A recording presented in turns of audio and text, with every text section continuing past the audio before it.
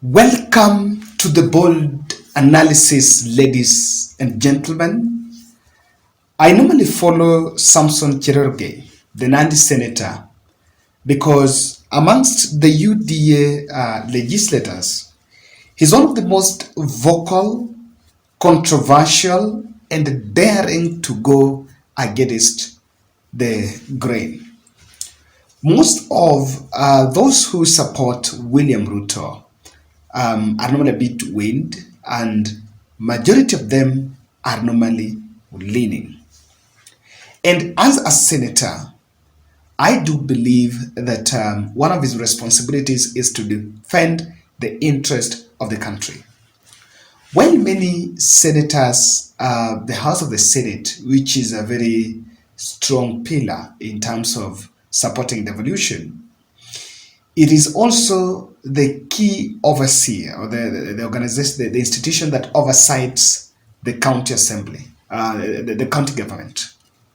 And today, Samson Cherargei skinned his governor and the whole UDA administration in a very explosive statement, saying, revealing how those within the circles of power are abetting corruption in the county governments, and also looking at how the revenue allocation even to his own county has not impacted, or rather has not translated to a tangible development in the area. And I want us to get his soundbite facing the truth. Madam Speaker, I have mixed feelings, because if you want to know where corruption is, the headquarters of corruption, lethargy, mismanagement of county resources is Nandi County under a governor by the name called Sang. Because, Madam Speaker, a few days ago, there are many women who have lost lives at Kapsabet County Referral Hospital giving birth. Why should a woman in this time and era die while giving birth? I thought it should be the other way, giving life. Madam Speaker, and it is sad that we are pushing to increase money to Nandi. Madam Speaker, I want to challenge the finance and budget so that we don't. I've heard we are making sweeping statements. All counties are corrupt. All counties are not functioning. I want us to come up, and I expected the chair of finance to listen to this. Bring a policy or legal intervention to stop counties like Nandi County, who are perpetuating corruption, from receiving their allocation until they show prudent use. If Mandera is doing very well, let them get their money. If Mandera is doing very well, let them not be condemned because Nandi is perpetuating corruption. We must, as a Senate, bite the bullet, Madam Speaker. And you know the problem with the EACC and DPP? They are partners of crime.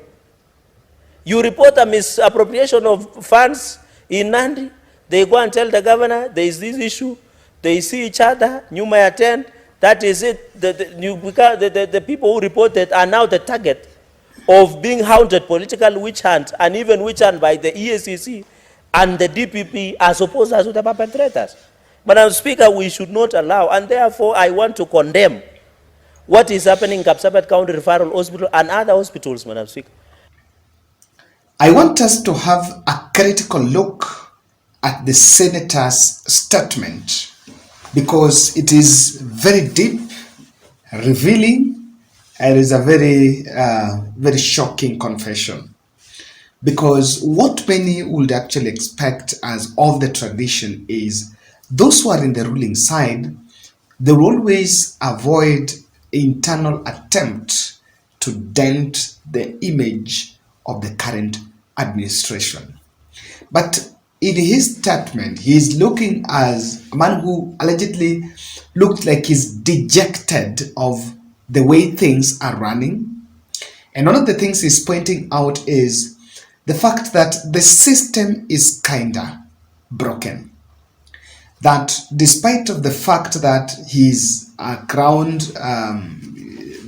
he's in power, or they're in power, there are quite a number of things that are happening, but despite of attempts to call them out and to look for a way to address, you always find out, you always end up becoming the victim, because those who you want to maybe report to the administration have the deeper connection. And it seems that the system is protecting itself. And if for others might say that in terms of the corruption is fighting back. So I want us to draw some interpretation from Samson Cherargei's statement that he made today in the Senate. But before we do that, if you're watching this video and you have not yet subscribed, I want to start by saying thank you for the 50,000 subscribers. I don't take it for granted. Nasema asanteni sana, asanteni sana. We do this and every day, each and every day, because of your support. And I believe that at 50,000, guys, we've really done a lot. We've supported 4 families in public, people in distress, and outside that, or rather in the back room, that is in the front end. In the back end, we've supported more than 10. I know people who normally get to the comment section, they post, maybe I'm going through this and this, and someone gets back to me, tells me, Kevin, help me get this person, and they get that help. And I'm just so grateful that this channel has been more than just politics. And that is why we introduced the Bold Charity Network. Asanteni sana. Now, guys, clearly the senator is exposing the fact that Ruto do not have a template in fighting corruption.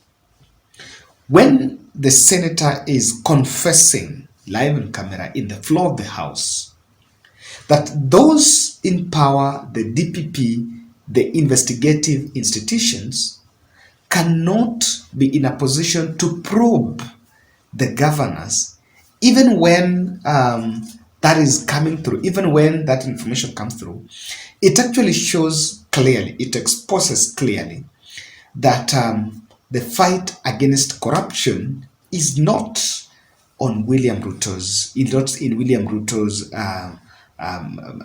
plan, in Ruto's menu. It is not one of the things that is going to be served by the Statehouse team. And if it is happening, you know, one thing I can always say here is the president is in charge of everything, and it can't happen without his knowledge. And if someone is telling you it's happening without his knowledge, then he has himself given it a blind eye just to make sure it happens. So that's one thing that the good senator is showing. Secondly, the Rift Valley caucus is disintegrated. Why am I saying that?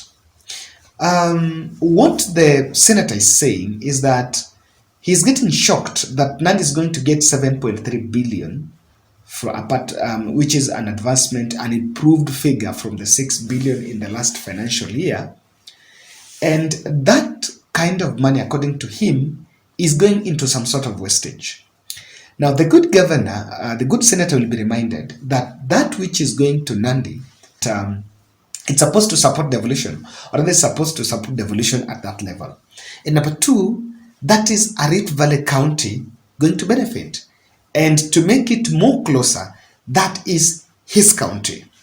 So the fact that you can actually see a Rift Valley senator dejected about an allocation in that county only shows you that even in